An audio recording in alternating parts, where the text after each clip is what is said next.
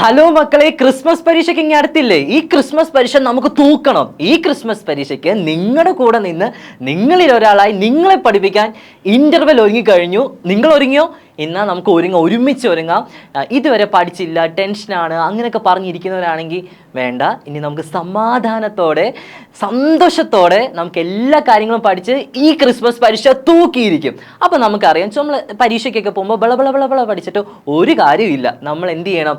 Weightage മനസ്സിലാക്കണം. ആദ്യം തന്നെ എന്ത് ചെയ്യണം? നമ്മൾ ചാപ്റ്ററിൻ്റെ വെയിറ്റേജ് മനസ്സിലാക്കണം. അത് കൂടുതൽ ഫോക്കസ് ചെയ്ത് പഠിച്ച് അതിൽ നിന്ന് വരാൻ പറ്റുന്ന ഇമ്പോർട്ടൻ്റ് ആയിട്ടുള്ള ക്വസ്റ്റ്യനൊക്കെ പഠിച്ച് സെറ്റായിട്ട് ഈ പരീക്ഷ, ഈ ക്രിസ്മസ് പരീക്ഷ ഒരു ഉത്സവമാക്കി മാറ്റണം. ആരോടൊപ്പം? ഇന്റർവെലിനോടൊപ്പം. അപ്പോൾ നമുക്ക് സുവോളജിയാണ്, +1 സുവോളജിയാണ് നമ്മൾ നോക്കുന്നത്. സുവോളജിക്ക് നമുക്ക് ഇത്രയും ചാപ്റ്ററുകളുടെ പഠിക്കാൻ, ഇത്രയും പൊടിക്കാച്ച ചാപ്റ്റർ, ഇതെല്ലാം നമ്മളെപ്പറ്റി തന്നെ പഠിക്കുന്നതാണ്. സുവോളജി എന്ന് വെച്ചാൽ എന്താ? നമ്മളെപ്പറ്റി പഠിക്കുന്നു. ഇത്രയും ഈസി ആയിട്ടുള്ള ചാപ്റ്റർ, എല്ലാം ഈസി ചാപ്റ്ററാണ്. നമുക്ക് എത്ര മാർക്കാണ് വരുന്നത് നമുക്ക് നോക്കാം. ദ ലിവിങ് വേൾഡ്, ആദ്യമത്തെ ലിവിങ് വേൾഡ് എന്ന് പറഞ്ഞ ചാപ്റ്റർ, അതിന് എത്ര മാർക്ക് നമുക്ക് ചോദിക്കാം? വെറും 2 മാർക്കിനായിരിക്കും ലിവിങ് വേൾഡിൽ നിന്ന് ചോദ്യം വരാൻ ചാൻസ് ഉള്ളത്. ഏറ്റവും വലിയ ചാപ്റ്റർ, നമ്മുടെ സുവോളജിയിലെ ഏറ്റവും വലിയ ചാപ്റ്റർ ആനിമൽ കിങ്ഡം. ആനിമൽ കിങ്ഡത്തിന് എത്ര വരുന്നത്? 6 മാർക്ക് വരെ ആനിമൽ കിങ്ഡത്തിൽ നിന്ന് വരും. അപ്പം അത് ഫോക്കസ് ചെയ്ത് പഠിക്കണം. കുറേ ആനിമൽസിനെ പറ്റി, കുറേ ഫൈലും ക്ലാസ്സും ഒക്കെ നമ്മൾ പഠിക്കുന്നുണ്ട്. എടാ കിളി നമ്മുടെ ചുറ്റുമുള്ളതല്ലേടാ, നമ്മുടെ ചുറ്റുമുള്ളതിനെ പറ്റിയാണ് നമ്മൾ പഠിക്കുന്നത്. അതിന് വെറും 6 മാർക്കിനാണ് വരുന്നത്. ഇനി സ്ട്രക്ചറൽ ഓർഗനൈസേഷനിൽ നിന്ന് 2 മാർക്കിനാണ് ചോദ്യം ചോദിക്കാൻ ചാൻസ് ഉള്ളത്. പിന്നെ എല്ലാവർക്കും പാടാണെന്ന് പറയുന്ന ഒരു വലിയൊരു ചാപ്റ്റർ ബയോമോളിക്യൂൾസിന് 5 മാർക്കിനാണ് ചോദ്യം വരുന്നത്. ഇനി താഴോട്ടുള്ളതെല്ലാം നമുക്ക് റിലേറ്റ് ചെയ്യാൻ പറ്റുന്നതാണ്. ബ്രീത്തിങ്ങിന് എത്ര മാർക്ക് വരും? 4 മാർക്ക്. ബ്രീത്തിങ് എത്ര വരും? 4 മാർക്ക്. നമ്മൾ തന്നെ ചെയ്യുന്ന കാര്യമല്ല, അതിനെപ്പറ്റി പഠിക്കുന്നു, അത്രയേ ഉള്ളൂ. 4 മാർക്കിനാണ് ബ്രീത്തിങ് എന്ന് വരുന്നത്. ബോഡി ഫ്ലൂയിഡ്സ്, നമ്മൾ ബ്ലഡിനെ പറ്റി പഠിക്കുകയാണ്. ബ്ലഡിൻ്റെ ചാപ്റ്ററിൽ നിന്ന് നമുക്ക് 6 മാർക്ക്. അപ്പോൾ നമുക്ക് നോക്കുമ്പോൾ തന്നെ കാണാൻ പറ്റും ഏറ്റവും കൂടുതൽ വെയിറ്റേജ് ഉള്ള ചാപ്റ്റർ ഏതൊക്കെയാണോ? ആനിമൽ കിങ്ഡവും ബോഡി ഫ്ലൂയിഡ്സും ആണ്. ആനിമൽ കിങ്ഡവും ബോഡി ഫ്ലൂയിഡ്സ് പക്കയായിട്ട് പഠിച്ചാൽ തന്നെ 12 മാർക്ക് നമ്മുടെ കയ്യിലാവും. അത് കഴിഞ്ഞ് എക്സ്ക്രീറ്ററി സിസ്റ്റത്തെ പറ്റി പഠിക്കുന്ന ചാപ്റ്ററിൽ നമുക്ക് 3 മാർക്കിനും, പിന്നെ ലോക്കോമോഷൻ ആൻഡ് മൂവ്മെന്റ് എന്ന് പറഞ്ഞ ചാപ്റ്റർ ഉണ്ട്. നമ്മളെ എല്ലിനെ പറ്റി മസിലിനെ പറ്റിയൊക്കെ പഠിക്കുന്നത്. അതിൽ നിന്ന് എത്ര മാർക്ക് ചോദിക്കും? 2 മാർക്കായിരിക്കും ചോദിക്കുന്നത്. അപ്പോൾ ഇതാണ് ഈ പരീക്ഷയുടെ, ഈ ക്രിസ്മസ് പരീക്ഷയുടെ +1 സുവോളജിയുടെ വെയിറ്റേജ്. അപ്പോൾ ഏറ്റവും കൂടുതൽ മാർക്ക് വരുന്ന ഏതാണ്? ആനിമൽ കിങ്ഡവും എക്സ്ക്രീറ്ററി ആണോ? അല്ല, ബോഡി ഫ്ലൂയിഡ്സും. ആനിമൽ കിങ്ഡവും ബോഡി ഫ്ലൂയിഡ്സും ആണ് 6 മാർക്ക് വെച്ച് അങ്ങനെ 12 മാർക്ക് നമ്മുടെ ഈ കയ്യിൽ നമ്മൾ വാങ്ങിച്ചിരിക്കും. ആരോടൊപ്പം? ഇന്റർവെലിനോടൊപ്പം. നിങ്ങൾ അന്ന് സന്തോഷത്തോടെ ഇരിക്കും, ടെൻഷൻ ഒന്നും ഇനി വേണ്ട. നമ്മൾ ഇത്രയും ചാപ്റ്ററിൻ്റെ ഇമ്പോർട്ടൻ്റ് ആയിട്ട് ചോദിക്കാൻ പോകുന്നത്. ഈ പരീക്ഷയ്ക്ക് ഇത് ചോദിച്ചില്ലെങ്കിൽ അത്രയ്ക്ക് ഇമ്പോർട്ടൻ്റ് ആയിട്ടുള്ള ചോദ്യങ്ങളാണ് ഈ വീഡിയോയിൽ നമ്മൾ എന്ത് ചെയ്യാൻ പോകുന്നത്? ഡിസ്കസ് ചെയ്യാൻ പോകുന്നത്. നിങ്ങൾ എന്ത് മാത്രം ചെയ്താൽ മതി? നിങ്ങൾ അവിടെ സന്തോഷത്തോടെ ഇരുന്നാൽ മതി. ഒരു ബുക്കും പേനയും എന്തായാലും കൈവെക്കണം.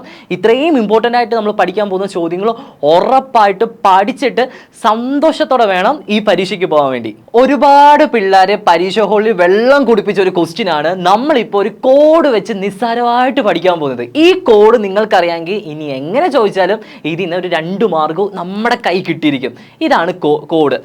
KP കോഫ് GS. എന്താ ഓർഡർ? KP കോഫ് GS. അപ്പോൾ നമുക്ക് ക്വസ്റ്റ്യനിലേക്ക് നോക്കാം.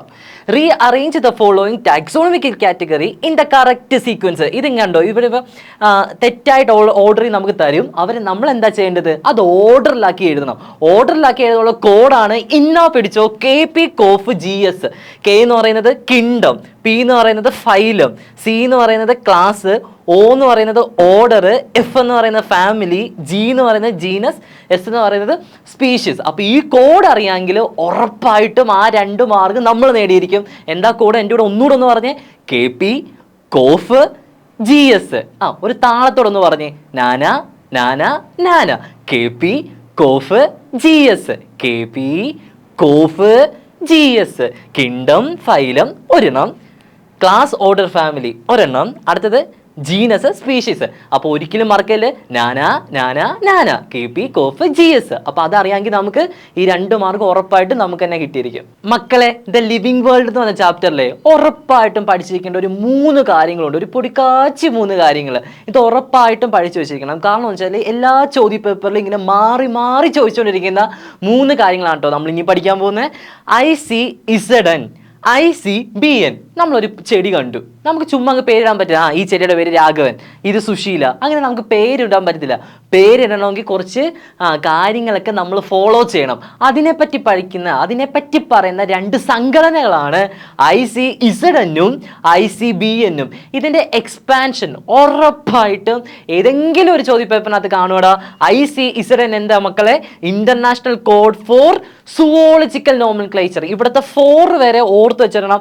നമുക്ക് ഓപ്ഷൻസ് ഇങ്ങനെ തരും, നമ്മളെ തെറ്റിക്കാൻ വേണ്ടി എന്ത് ചെയ്യും? ഓപ്ഷൻസ് ചിലപ്പോൾ ഓഫ് എന്നായിരിക്കും കിടക്കുന്നത്. ഒരിക്കലും ഓഫ് എന്ന ടിക്കിടല് ഏതായിരിക്കും നമ്മുടെ ഉത്തരം? 4 ആണ്. International code for zoological nomenclature. ഒന്നുകൂടെ ഒന്ന് പറഞ്ഞേ.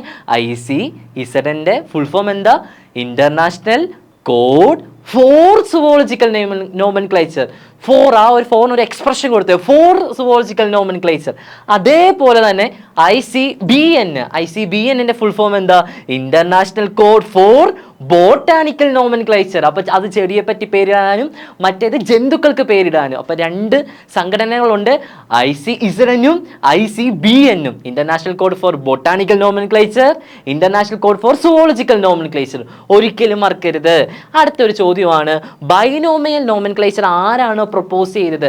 കാൾസ് ലീനേസ് ആണ് അത് പ്രൊപ്പോസ് ചെയ്തത്. അതിന്റെ സ്പെല്ലിങ്, കാൾസ് ലീനേസിന്റെ സ്പെല്ലിംഗ് നമ്മൾ പഠിച്ചു വെച്ചിരിക്കണം. കാറ് CAR, കാറിന്റെ സ്പെല്ലിംഗ് എല്ലാവർക്കും അറിയാവുന്നതാണ്. പിന്നെ LOUS-ഉം LINNAEUS, NN എന്നുണ്ട്, അത് മറക്കില്ല. അപ്പം നമ്മൾ 3 കാര്യങ്ങളാണ് ഇപ്പോൾ പഠിച്ചത്. ICBN-ന്റെ ഫുൾ ഫോം, ICZN-ന്റെ ഫുൾ ഫോം, ബൈനോമിയൽ നോമൻക്ലേച്ചർ ആരാണ് പ്രൊപ്പോസ് ചെയ്യുന്നത്. അപ്പോൾ 3 കാര്യങ്ങളും ഒരിക്കലും മറക്കരുത്, എപ്പോഴും നമ്മുടെ ബ്രെയിനിൽ വെച്ചിരിക്കണം. ICZN എന്താ? ഇന്റർനാഷണൽ കോഡ് ഫോർ അത് തന്നെ സുവോളജിക്കൽ നോമൻക്ലേച്ചർ. ICBN-ന്റെ ഫുൾ ഫോം ഒന്ന് പറഞ്ഞേ, ഇപ്പം പറഞ്ഞേ. International code for botanical nomenclature. എടാ ആരാടാ ബൈനോമിയൽ നോമൻക്ലേച്ചർ പ്രൊപ്പോസ് ചെയ്തേ? പെട്ടെന്ന് കാർ ഓടിക്കുന്നു ഓർത്തെ, കാൾസ് ലീനേസ്. അതും കൈ കിട്ടി. മക്കളെ, നമ്മൾ ലിവിങ് വേൾഡ് പഠിച്ചു കഴിഞ്ഞു. ലിവിങ് വേൾഡിൽ നിന്ന് വരാൻ പറ്റുന്ന ഒരു ഇമ്പോർട്ടൻറ്റ് ക്വസ്റ്റ്യൻ ആണ് നമ്മൾ പഠിച്ചു കഴിഞ്ഞത്. ഇനി നമ്മൾ നോക്കുന്നത് ആനിമൽ കിങ്ഡം ആണ്. നമുക്കറിയാം ആനിമൽ കിങ്ഡത്തിന് എത്ര മാർക്കിനാണ് വരുന്നത്? 6 മാർക്കിനാണ് ആനിമൽ കിങ്ഡത്തിൽ നിന്ന് എന്ത് വരുന്നത്? ചോദ്യം വരുന്നത്. അപ്പോൾ ആ ചാപ്റ്റർ കുറച്ചുകൂടെ ഫോക്കസ് ചെയ്ത് എന്ത് ചെയ്യണം? നമ്മൾ പഠിക്കേണ്ടതായിട്ടുണ്ട്. ആനിമൽ കിങ്ഡത്തിനകത്ത് നിന്ന് ഇങ്ങനെ ഇടയ്ക്കിടയ്ക്ക് ചോദിക്കുന്ന ഒരു ക്വസ്റ്റ്യൻ ആണ്, പൊയ്ക്കിലോ ടേംസും ഹോമിയോ ടേംസും തമ്മിലുള്ള ഡിഫറൻസ്. നമ്മളിപ്പോൾ ഡിഫറൻസ് എഴുതുമ്പോൾ നമ്മൾ എഴുതാൻ പോകുന്ന പരീക്ഷ ഏതാ? സുവോളജി പരീക്ഷയാണ്. നമ്മൾ എന്താ അവിടെ വേണ്ടത്? നമുക്ക് നല്ലൊരു പ്രസൻറ്റേഷൻ സ്കില്ലാണ് വേണ്ടത്.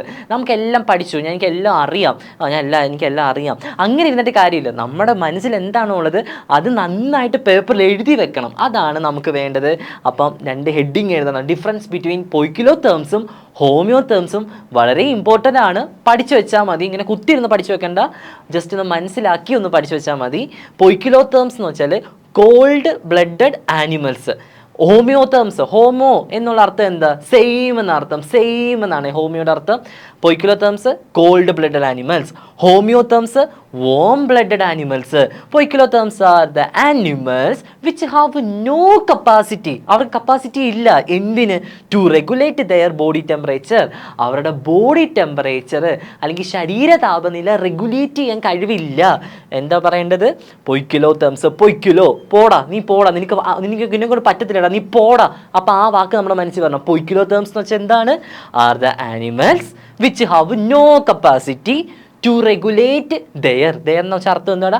അവരുടെ ബോഡി ടെമ്പറേച്ചർ റെഗുലേറ്റ് ചെയ്യാൻ കപ്പാസിറ്റി ഇല്ലാത്തവർ. ആരൊക്കെയാണ് എക്സാമ്പിൾ? നമ്മുടെ മീൻകുട്ടൻ ഇതിനകത്ത് എക്സാമ്പിളാണ്, ആംഫീബിയൻസ് ഇതിന് എക്സാമ്പിളാണ്, ഉരകങ്ങൾ, പാമ്പ്, റെപ്റ്റൈൽസ് ഇതിന് എക്സാമ്പിളാണ്. ഇവരൊക്കെയാണ് പൊയ്ക്കിലോ ടേംസ്. അപ്പം പൊയ്ക്കിലോ ടേംസ് എന്താണ്? പൊയ്ക്കിലോ ടേംസിനെ വിളിക്കുന്ന മറ്റൊരു പേരെന്താണ്? എൻ്റെ കൂടെ ഒന്ന് പറഞ്ഞേ. Cold blooded animals. ഇവർക്ക് എന്താണ്? The animals which have no, ഇല്ല ആ ഒരു മീനിങ് എടുക്കുക, which have no capacity to regulate their body temperature. പക്ഷേ ഇനി നമ്മൾ ഹോമിയോ ടേംസ് ഒന്ന് നോക്കിക്കാലോ. ഹോമിയോ ടേംസിനെ വിളിക്കുന്ന പേരെന്താ? Warm blooded animals. അപ്പം കോൾഡ് ബ്ലഡഡ് ആനിമൽസ് എന്ന് കേൾക്കുമ്പോൾ പോക്കോ നോർത്തോണം കേട്ടോ. Poikilotherms cold blooded animal നേരത്തെ എന്താ? Poikilotherms. ഹോമിയോ ടേംസ് എന്താണ്? വോം ബ്ലഡഡ് ആനിമൽസ് ആണ്. Are those with constant body temperature. ഒരു കൺസിസ്റ്റന്റ് ആയിട്ട്, ഒരു കോൺസ്റ്റന്റ് ആയിട്ട് ഒരു ബോഡി ടെമ്പറേച്ചർ ഉള്ളവരെയാണ് നമ്മൾ എന്ത് വിളിക്കുന്നത്? ഹോമിയോ. നമ്മൾ പറഞ്ഞു ഹോമിയോയുടെ അർത്ഥം തന്നെ സെയിം എന്നാ. അപ്പം കോൺസ്റ്റന്റ് ബോഡി ടെമ്പറേച്ചർ ഉള്ളതിനെ നമ്മൾ ഹോമിയോ ടേംസ് എന്ന് വിളിക്കുന്നത്. ആരൊക്കെയാണ്? നമ്മുടെ കിളിപ്പെണ്ണ എന്ന എക്സാമ്പിൾ ആ, മാമൽസ് എന്ന എക്സാമ്പിൾ, പാലുട്ടി വളർത്തുന്നവരൊക്കെ എന്തിന് എക്സാമ്പിളാണ്? ഹോമിയോ ടേംസിന് എക്സാമ്പിളാണ്. നമ്മുടെ മീൻകുട്ടൻ ആര്? പൊയ്ക്കിലോ ടേംസ്. കിളിപ്പെണ്ണ് ആര്? Homeo terms. അപ്പോൾ രണ്ടെണ്ണത്തിന് എക്സാമ്പിൾ വിളിച്ചോളൂ, മീൻകുട്ടൻ, കിളിപ്പെണ്ണ് കേട്ടോ. അപ്പം എക്സാമ്പിൾ അടക്കം എഴുതുമ്പോൾ ആ പേപ്പർ നോക്കുന്ന ടീച്ചറിനൊരു ഇവൻ കൊള്ളാലോ എന്ന് പറഞ്ഞിട്ട് എന്ത് ചെയ്യും, നമുക്ക് മാർക്ക് ഇട്ട് തരാനുള്ള ചാൻസ് കൂടുതലാണ്. അപ്പം നമ്മളിപ്പം പഠിച്ച എന്താണ്? പൊയ്ക്കിലോ ടേംസും ഹോമിയോ ടേംസും തമ്മിലുള്ള വ്യത്യാസം. പൊയ്ക്കിലോ ടേംസിന് എക്സാമ്പിൾ ഏതായിരുന്നു? ആരായിരുന്നു? മീൻകുട്ടൻ. ഹോമിയോ ടേംസിന് എക്സാമ്പിൾ ആരായിരുന്നു? കിളിപ്പെണ്ണ്. ഒരിക്കലും മറക്കരുതേ, പൊയ്ക്കിലോ ടേംസും ഹോമിയോ ടേംസും. മക്കളെ, അടുത്ത നമ്മളൊരു 4ാമത്തെ ചോദ്യം, ആനിമൽ കിൻഡത്തിൽ നിന്ന് വരുന്ന ഒരു 4ാമത്തെ ചോദ്യമാണ് നമ്മൾ പഠിക്കാൻ പോകുന്നത്. ഫുട്ബോൾ കണ്ടിട്ടില്ലേ? ഫുട്ബോളിന് മുടി പിന്നിയിട്ട ഫിഗറുമായിട്ട് പരീക്ഷ പേപ്പർ ഇങ്ങനെ ഒരു ഫിഗർ ഉറപ്പായിട്ടും കാണും ഇങ്ങനൊരു ഫിഗർ. അപ്പോൾ എന്താണ് ഇതിൽ നിന്ന് വരുന്ന ചോദ്യം? ഫുട്ബോളിന് മുടി പിന്നിയിട്ടോ അങ്ങോട്ടും ഇങ്ങോട്ടും ഒരു സ്ട്രക്ചർ. അപ്പോൾ നമുക്ക് നോക്കാം. ക്വസ്റ്റ്യൻ ഇതായിരിക്കും, ഐഡന്റിഫൈ ദ ഓർഗാനിസം. ഈ ഓർഗാനിസത്തെ തിരിച്ചറിയാന്നുള്ളത്. രണ്ടാമത്തെ ബി ചോദ്യം നോക്കിക്കേ, നെയിം ദ ഫൈലം. ഇതിൻ്റെ ഫൈലം ഏതാണെന്നാണ് ചോദിച്ചിരിക്കുന്നത്. സി എന്താ ചോദിച്ചിരിക്കുന്നത്? ഇതിനെ പറ്റി അതിന് രണ്ട് കൊതിന്നോണെ അങ്ങോട്ട് എഴുതി വെക്കുക. 2 ക്യാരക്ടറിസ്റ്റിക്സ് എഴുതാനാണ് ചോദിച്ചിരിക്കുന്നത്. അപ്പം ഇങ്ങനൊരു സ്ട്രക്ചർ ഫുട്ബോളിന് മുടി പിന്നിയിട്ട് ഒരു ഫിഗറുമായിട്ട് വന്നാൽ, പരീക്ഷയ്ക്ക് വന്നാൽ ഒന്നും നോക്കണ്ട, ഒരു അമേരിക്കൻ സ്റ്റൈൽ പിടിച്ചെന്ന് പറഞ്ഞ് പ്ലൂറോബ്രാക്കിയ കേട്ടോ, പ്ലൂറോബ്രാക്കിയ. അപ്പോൾ ഈ ഫുട്ബോളിൽ നിന്ന് മുടി പിന്നിട്ട ഫിഗറിന്റെ പേരെന്താണ്? പ്ലൂറോബ്രാക്കിയ. ഒരിക്കലും മറക്കരുത്. ഇവന്റെ ഫൈലം ടീനോഫോറയാണ്. ഇവൻ ഏത് ഫൈലത്തില്? ഇവൻ ഏത് വീട്ടിലുള്ളവരാ? Phylum Ctenophora. അതും മറക്കില്ല. അപ്പോൾ ഫുട്ബോള് മുടി പിന്നിട്ട ഫിഗർ വന്നാൽ പെട്ടെന്ന് മനസ്സിലോട്ട് കയറി ആ ഇംഗ്ലീഷ് വൈബ് പിടിച്ച് പറയണം, പ്ലൂറോബ്രാക്കിയ.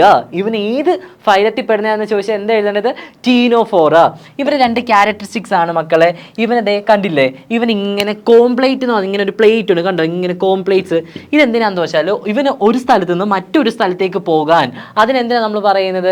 സുവോളജിൽ എന്താ അവന് പറയുന്നത്? ഒരു സ്ഥലത്ത് നിന്ന് മറ്റൊരു സ്ഥലത്തേക്ക് പോകാൻ നമ്മൾ എന്താ പറയുന്നത്? ലോക്കോമോഷൻ.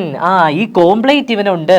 അപ്പോൾ അതിൻ്റെ 2 ക്യാരക്ടറിസ്റ്റിക്സ് എഴുതാൻ പറഞ്ഞു. ഒന്നാമത്തെ ക്യാരക്ടറിസ്റ്റിക്സ് എന്തായിരിക്കണം? Comb plates are present for locomotion.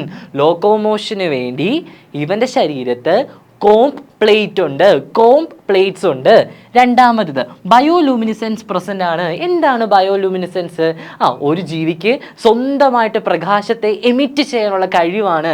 The ability to emit light. സ്വന്തമായിട്ട് പ്രകാശിപ്പിക്കാൻ പറ്റുന്ന കഴിവ് ആർക്കുണ്ടടാ? നമ്മുടെ ഈ ഫുട്ബോളിൽ നിന്ന് മുടി പിന്നിട്ടുള്ള ഫിഗർ ആരായിരുന്നു? പ്ലൂറോബ്രാക്കിയക്ക് എന്തിനുള്ള കഴിവുണ്ട്? ബയോലൂമിനിസെൻസിന് കഴിവുണ്ട്. എന്താ ബയോലൂമിനിസെൻസ് എന്ന് പരീക്ഷയ്ക്ക് ചോദിച്ചാൽ എന്താ എഴുതേണ്ടത്? ബയോലൂമിനിസെൻസ് is the property of an organism to emit light. Light ഇങ്ങനെ കണ്ടോ, ഇപ്പോൾ ഒരു ഓറയാണ്. നിങ്ങളൊന്ന് പറഞ്ഞു നോക്ക്, ഞാൻ വിഷ്ണുവാണ്, ഞാൻ അർജുനാണ്. ആ കോൺഫിഡൻസ് ആയിട്ട് ഒന്ന് ഇരുന്നേടാ. ഫുട്ബോളിൽ നിന്ന് മുടി പിന്നിട്ട സ്ട്രക്ചർ ഇനിയും വന്നാ ഒരിക്കലും മറക്കരുത് ആ ഇംഗ്ലീഷ് വൈബ് എന്ന് പറഞ്ഞ് പ്ലൂറോബ്രാക്കിയ. ഇതിൻ്റെ ഏത് വീട്ടിലാണ്, ഏത് ഫൈലത്തിലാണ് ഇവൻ ഇൻക്ലൂഡ് ചെയ്യുന്നത്? ടീനോഫോറ. ഇവൻ്റെ 2 ക്യാരക്ടറിസ്റ്റിക്സ്. ഇവൻ ഇങ്ങനെ ലോക്കോമോഷൻ ചെയ്യാൻ വേണ്ടി അവൻ്റെ ശരീരത്തിൽ എന്തുണ്ട്? കോംപ്ലേറ്റ്സ് ഉണ്ട്. Comb plates are present in their body for locomotion. ഇവന് സ്വന്തമായിട്ട് ഇങ്ങനെ കത്തും. സ്വന്തമായിട്ട് ഓറ ഇങ്ങനെ കത്തി ജ്വലിച്ചിങ്ങനെ നിൽക്കും. അതിനെന്താ പറയുന്നത്? ബയോലൂമിനിസെൻസ്. അപ്പം ഇങ്ങനെയുള്ള പ്ലൂറോബ്രാക്കിയയിൽ എന്തുണ്ട്? ബയോലൂമിനിസെൻസും പ്രസന്റ് ആണ്. ഒരിക്കലും മറക്കരുത്, ഫുട്ബോളിൽ നിന്ന് എന്തോന്ന് മുടി പിന്നിട്ട സ്ട്രക്ചർ പ്ലൂറോബ്രാക്കിയ. മക്കളെ, ആനിമൽ കിൻഡത്തിൽ നിന്ന് അടുത്തതായിട്ട് വരുന്ന ഒരു കിടുക്കാച്ചി ചോദ്യമാണ്. ഗിവ് 1 വേർഡ് എന്ന് പറഞ്ഞ് ഇവരങ്ങ് ചോദിച്ചു കളയും. അപ്പോൾ നമുക്ക് നോക്കാം. വാം ബ്ലഡഡ് ആനിമൽസ് നമ്മൾ ഓൾറെഡി പഠിച്ചതാണ്. വാം ബ്ലഡഡ് ആനിമൽസ് എന്ന് പറഞ്ഞാൽ എന്താണ്? പൊയ്ക്കിലോ ടേംസ് ആണോ? ഹോമിയോ ടേംസ് ആണോ? Homeotherms. Warm blooded animals ഏതാണ്? ഹോമിയോ ടേംസ് ആണ് വാം ബ്ലഡഡ് ആനിമൽസ്. ഇനി ബി നോക്കിക്കേ, the body surface is distinctly marked out into segments.